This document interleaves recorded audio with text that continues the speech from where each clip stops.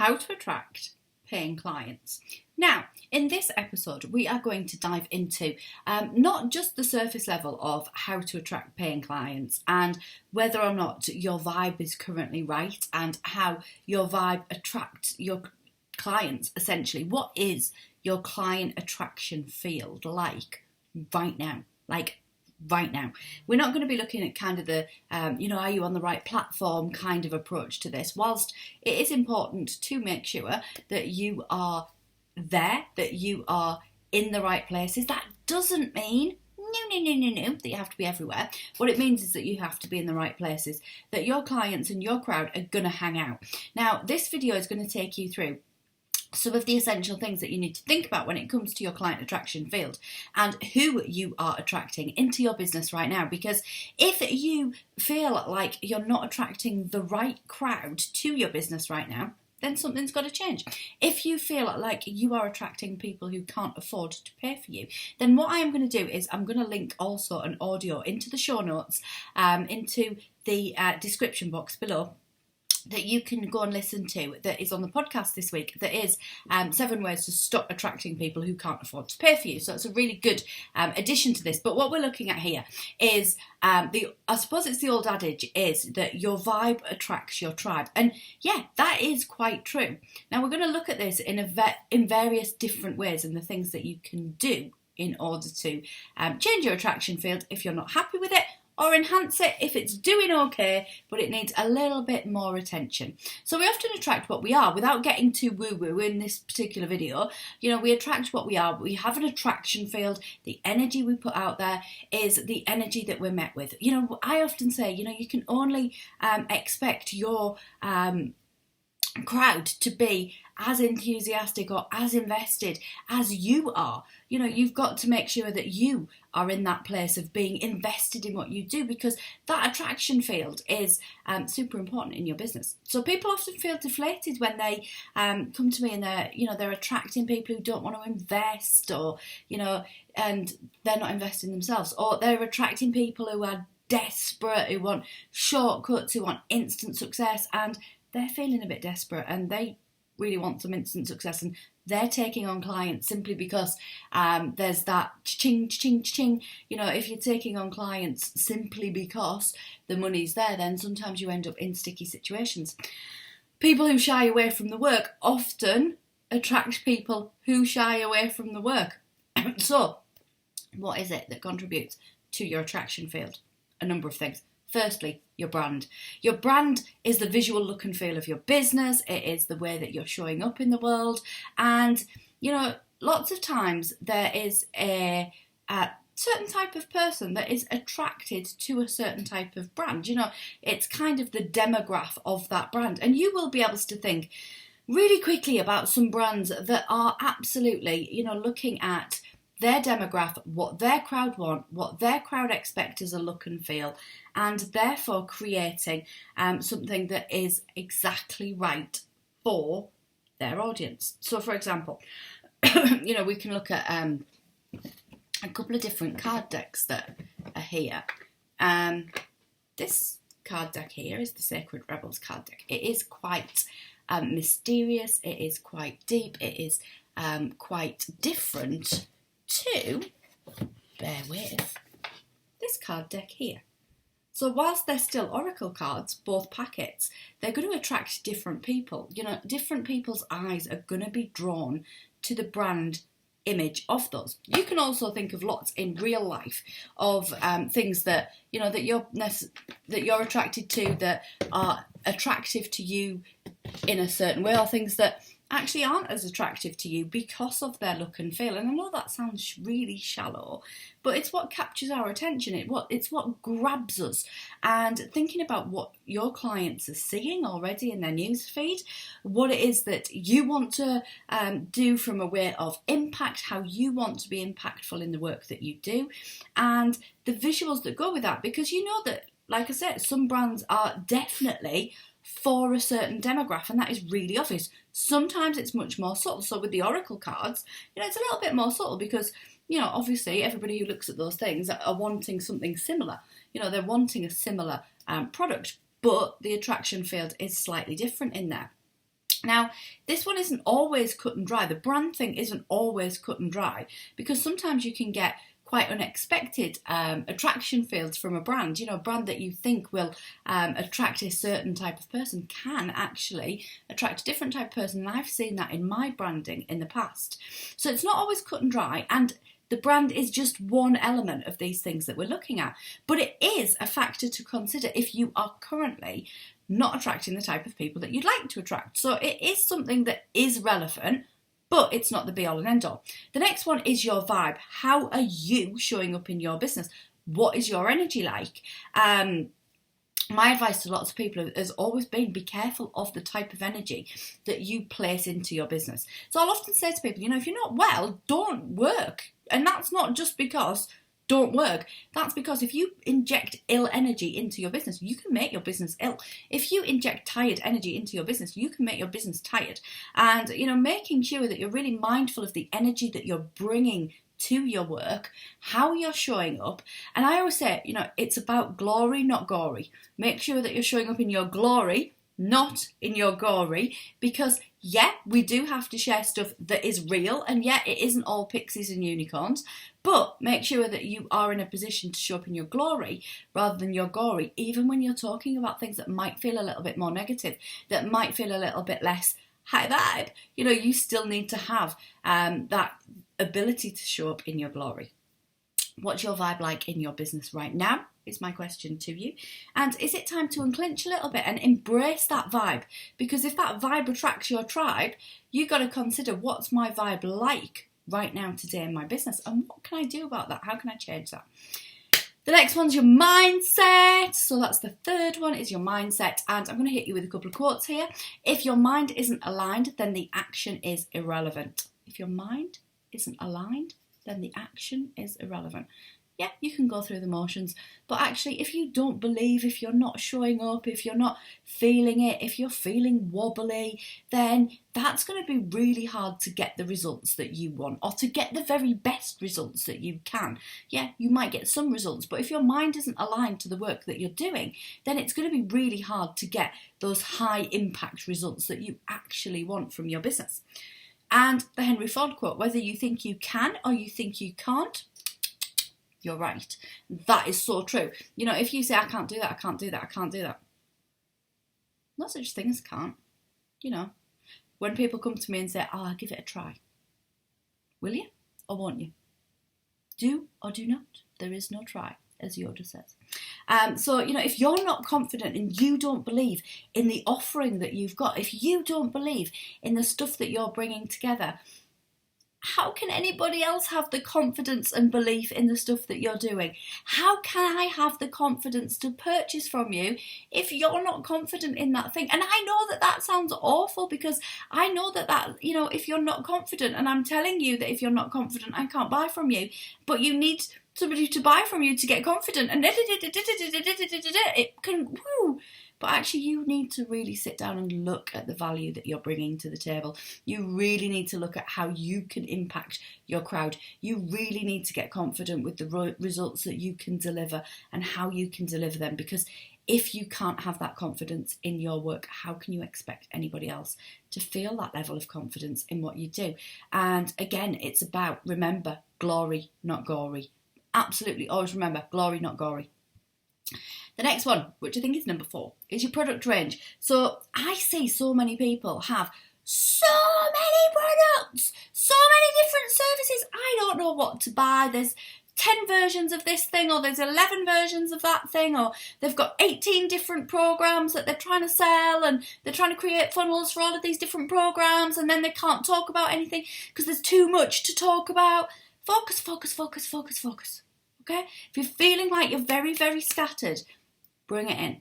Focus it in. Bring it in. Look at what it is that you're going to do to really start to put your time, effort, energy and attention into that thing, so that you give it the marketing bandwidth that it needs, so that you give it the time and energy that it needs. Because essentially there are 3 reasons why people don't buy.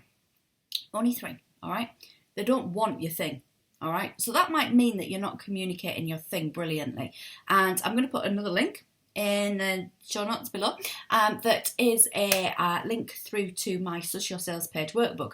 Because If they don't want that thing because they don't need that thing, that's totally fine. But if they don't want that thing because you're not communicating what that thing is succinctly, then that's an issue that you need to address. So I'll put the Suss Your Sales Page workbook in to the notes below so that you can find that as well if you need to. So they don't buy because they don't want your thing.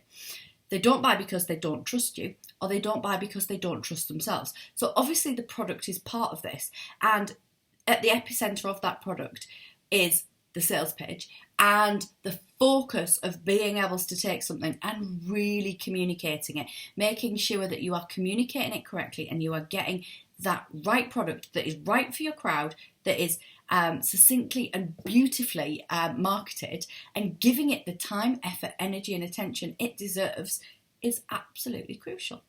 The next one is your pricing. Clenched face. So I hear people come to me and they tell me that they want to appeal to loads of people.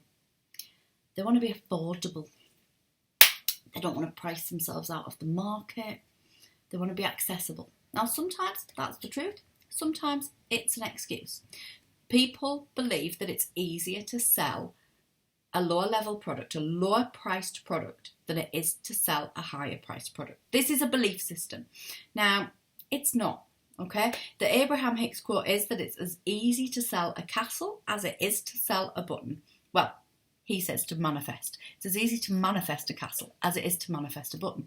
But it's as easy to sell a castle as it is to sell a button. You know, the principle is the same. You need the same marketing bandwidth no matter whether you've got a low price product or a high price product. It needs the same marketing bandwidth. Yeah, potentially you won't have the volume of sales, but you'll still make more money. You'll still be able to make more money from the castle than you can from the button. So, you know, lots of people say to me, oh, I can put this thing together and I could charge a tenner for it. I could charge 10 quid or $10 and I could put it out there. And actually, in order to make that in any way sustainable, you're going to have to sell an absolute ton of those, like loads and loads and loads and loads. So if you don't have a big crowd right now, then perhaps that isn't the best place for you to put your attention. Yes, if you've got an absolutely whopping audience, then it is possible to have a business model that is the low-hanging fruit kind of business model. That's lots and lots and lots of smaller transactions. But if you are looking to create a higher impact, a higher transformation, then you can't do that in a really low price product. So remember that a higher price product takes the same marketing bandwidth, the same time, effort, energy and attention. It stops you doing other marketing, so it stops you talking about other things, so therefore, of course, if you're focused. So therefore, it's taking up the same amount of space in your business. And equally, it's about perception. Some people don't perceive the cheap product as being anything worth their time, effort, energy and attention. You know, they think that it's going to be rubbish. They think that it's going to be ill-conceived. They're not seeing value in it, because surely if it was full of value, then it wouldn't be so cheap. It wouldn't be priced so cheaply. Or you'll attract people who want the earth on a stick for that lower price product. They'll expect everything from you. And either way, you're going to end up super, super frustrated. So you either turn off the audience who want to invest because they think, oh, well, it's really cheap and actually it's probably rubbish, or you end up with an audience with unrealistic expectations. Either way, it sucks. So think about your pricing, think about your attraction field, think about how that could look in your business and how that is playing out right now for you in your business. You know, what is it that's coming up? Absolutely hit the comments, because we can do more videos around this, and I know it's a great big field, and we can do loads more. If you've got particular questions, then do shout up in the comments, because I'll make sure that I go back to the comments and dive in, and we can look at other things that we can explore on this one. The next one is, what are you giving away for free? Is there an ability to give too much away for free? It's a controversial one. I like to lead with value, but there actually is a point where you can give away too much for free. Now, my free content is more about education, it's more about readiness, it's more about the beginning of the journey that I want to take my gorgeous rock stars on. Working with me directly is about transformation. So it's education, transformation. That's how I look at it. It's different, okay? And yes, we've got to think about this logically. You can't, number one, overwhelm your audience. Some people give away so much stuff that they're so overwhelming. There's so much. Where do I even start? So make sure that you are not overwhelming your crowd, number one. Number two, don't blind them with complexity, because if they think it's too hard, they can't buy from you. So if you've overwhelmed them, they can't buy from you. If they think it's too hard, they can't buy from you. If you've given them so much that they need a gazillion years to go away and implement the stuff that you've already told them, again, they can't buy from you. Some people get a little bit scared around this one, but it's definitely an art and not a science. All right, this is going to be bespoke for your business. It isn't a one size fits all. So, make sure that when you're looking at free resources, you're looking at where these free resources are leading people. So for lots of people, when they first start out, they think, I need a freebie. Okay? I need a free resource that people can sign up to. I need a opt-in bribe. Don't like to think about it as a bribe at all. They like to think about it as a present. But they just put together something that is around their business without much forethought. Think about your freebies being part of the journey to where you are taking people. So going back to your product, if you know what your product is and you know the journey that people need to go on, then that freebie can be part of that journey to purchase, rather than it just being a free resource, rather than it just being something that people are going to put their email address in for. Have it more thought through. Make sure that your freebies are taking them on that specific path. Don't overwhelm people. Make sure that they have a good experience of your business when they sign up for that freebie. The next one is your consistency. Now, a great quote that I uncovered recently about consistency was, your inconsistency creates doubt in your customers' minds. Your inconsistency creates doubt in your customers' minds. Okay, now let's not confuse consistency with frequency, because this is what a lot of people do. They go, I'm inconsistent because I'm not posting a gazillion times a day on Facebook or whatever it might be. Whilst they are interlinked, and whilst frequency is part of consistency, it's not the be all and end all. Being consistent is about having a consistent message. It's about focus. Too many people flit about from one thing to another, and that makes their crowd feel like they're flitting, and that makes people feel uneasy and uncomfortable. And it also means that you don't have the opportunity to impact with your message by getting really clear on it. So focus, focus, focus, focus.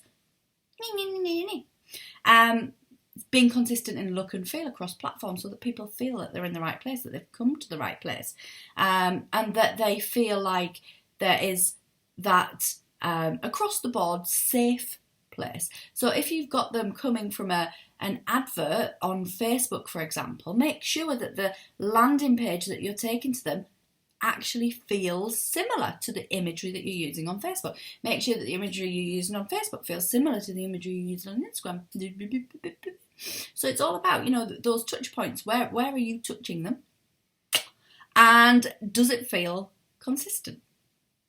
Then it's about frequency. It's about not dropping off the face of the earth. So are you showing up consistently? Are you focused on how you can help and serve and what your offer is? Is there a uniformed look and feel to your stuff across multiple platforms? And do you have a core product or products? Helicopter out of your business. Take a look at it. See what comes up when you think about these questions. See what sort of ideas come up. Go back through this video and pause it at different points and see what comes up for you. Because it's really important that if you are not attracting the right people right now, that you do something about it. And Kate Spencer's quote is, if you want to change what you get in, you've got to change what you send out. That's really important. So if you're not getting what you want in right now, change what you're putting out. And also if you're getting some of what you want in, it's time to look at these different elements and ramp it up. So I hope that you have super enjoyed today's episode. I would love, love, love it if you'd hit into the comments. Let me know what you think. Let me know what's coming up for you. Let me know what you'd like me to dig deeper into. Also, do make sure that you are subscribed and that you hit the little bell notification so that every time there is a new YouTube video that you get notified and you can shimmy straight over to watch it. So I hope that you have had a lovely 20 minutes with me. Have a great day and I'll speak to you soon. Bye.